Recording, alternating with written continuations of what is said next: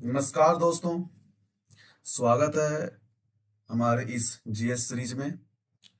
और मैं एक नया प्लेलिस्ट लेके आया हूँ जो जिसके अंदर हमारा पूरा जीएस का टॉपिक कवर होगा, चाहे वो किसी भी एग्जाम्स के लिए हो, लाइक रेलवे, एसएससी या कोई स्टेट एग्जाम्स के लिए हो। ये सभी के लिए फायदेमंद साबित होगा। और इस जीएस सीरीज में हम सभी टॉपिक को कवर करने वाले हैं, साइंस का, सोशल साइंस का और कंप्यूटर और करंट अफेयर्स, सभी को कवर करने वाले हैं।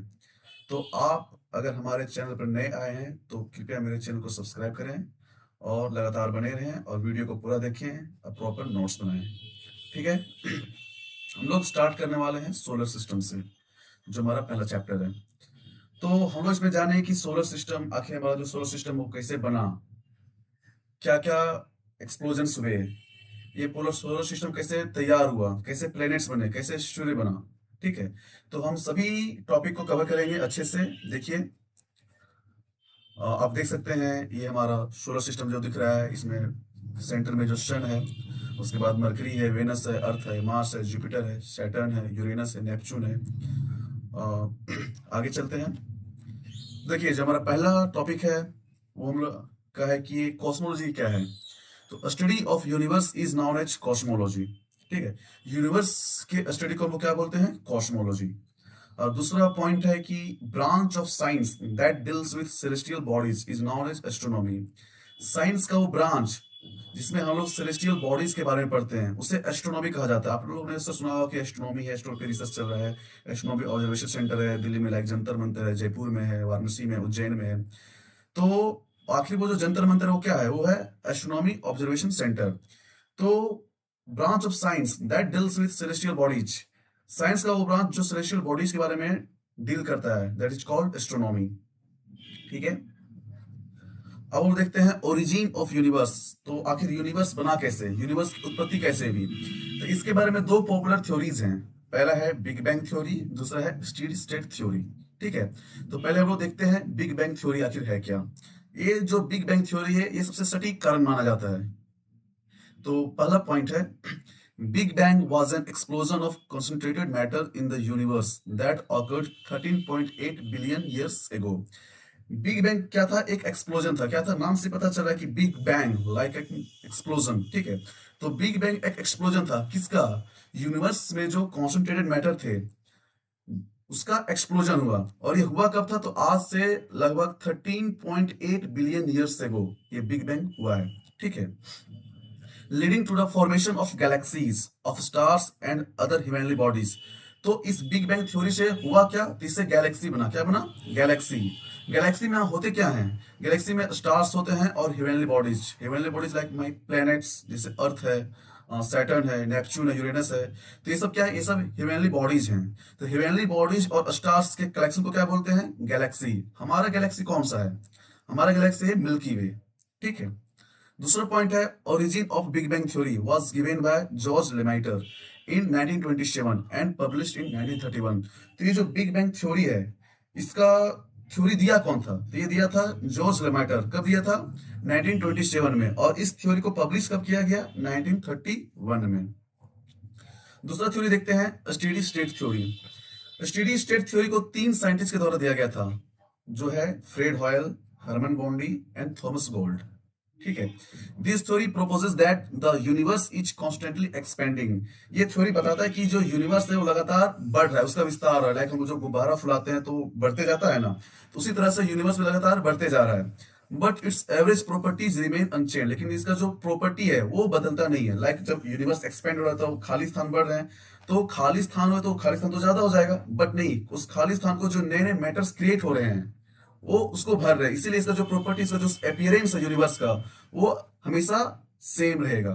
और इनका एक और थ्योरी है कि जो ये यूनिवर्स जो बना तो उसका जो हम लोग पढ़ते हैं कि बिग बैंग एक्सप्लोजन हुआ, लेकिन इनका कहना है कि इनका जस्ट उल्टा है। इनका कहना है कि इसमें कोई एक्सप्लोजन नहीं हुआ, यूनिवर्स हमेशा से था और हमेशा रहेगा, ये कभी खत्म होने वाला नहीं है और लगातार इसका विस्तार हो रहा है। बट इसका अपीयरेंस जो है वो हमेशा सेम ही रहता है। लाइक इसका जो प्रॉपर्टीज है, एवरेज प्रॉपर्टी, वो कभी चेंज नहीं होता है। अब हम लोग देखते हैं गैलेक्सी। तो गैलेक्सी कैसे बना था? तो गैलेक्सी बना था बिग बैंग थ्योरी से। तब हम लोग उसमें गैलेक्सी देखते हैं।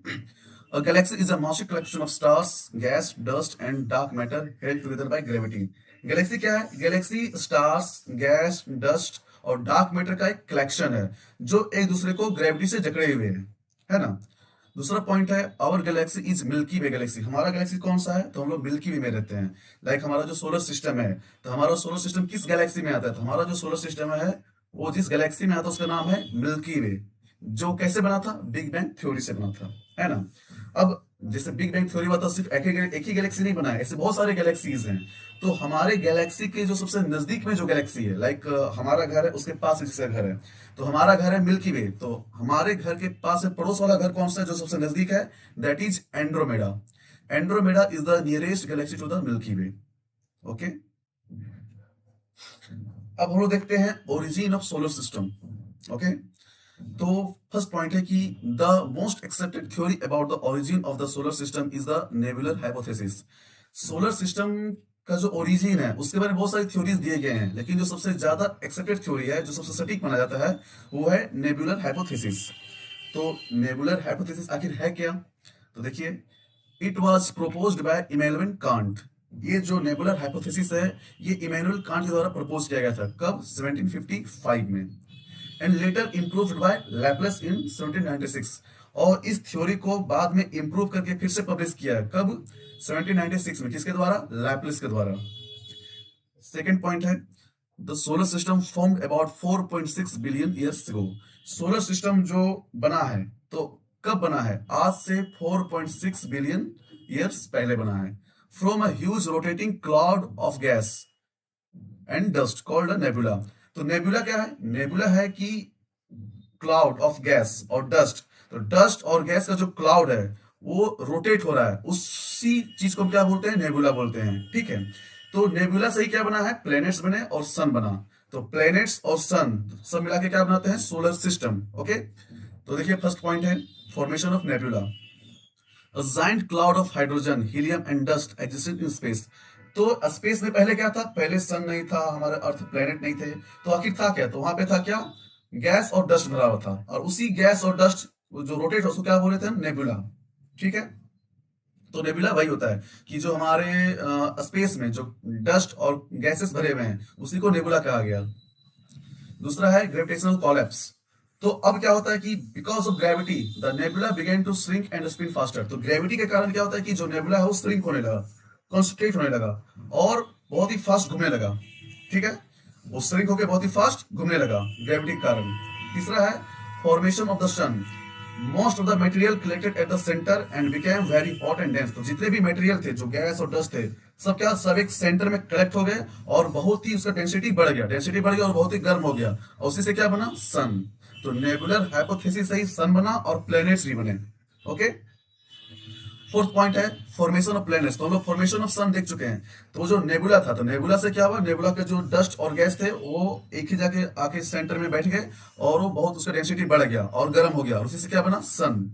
अब चौथा है क्या? Formation of planets. तो सन बना तो प्लैनेट का भी बनना है ना।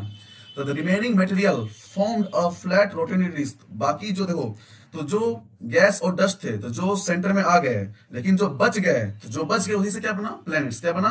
प्लैनेट्स। तो सन के चारों ओर एक डिस्क जैसा बन के घूमने लगे, और उससे क्या बना?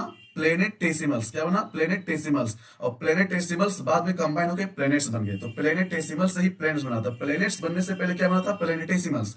और प्लेनेटेसिमल्स क्या हुए? कंबाइन होकर प्लैनेट्स का फॉर्मेशन किए। पांचवा है क्लियरिंग द डिस्क। तो solar wind pushed away left over gas and dust living the present solar system.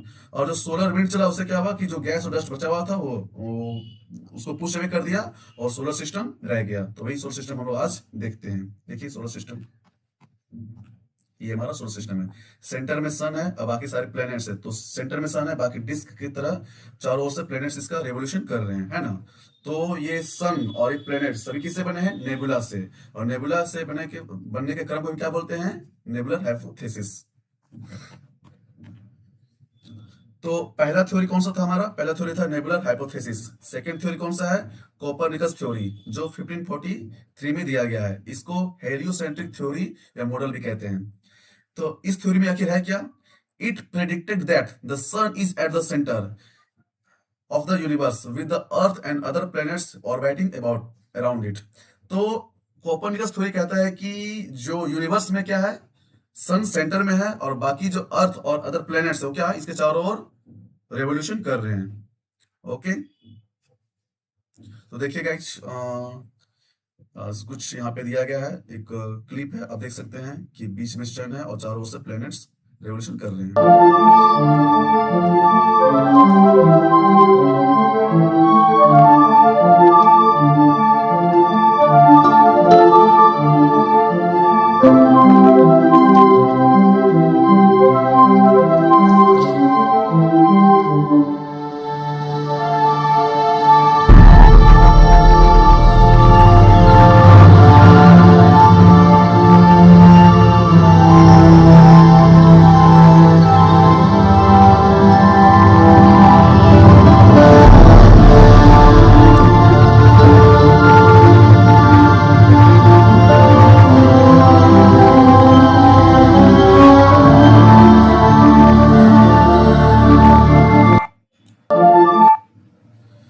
तो हमारा जो नेक्स्ट टॉपिक होगा वो होगा सेलेस्टियल बॉडीज, जो हम लोग नेक्स्ट क्लास में देखेंगे। तो धन्यवाद दोस्तों यहाँ तक बने रहने के लिए। बाकी हमारे चैनल को सब्सक्राइब करें, सपोर्ट करें, और मैं जहाँ तक होगा मैं आपके लिए सारे टॉपिक्स को कवर करूंगा अच्छे से, आपके एग्जाम्स के पॉइंट ऑफ व्यू से।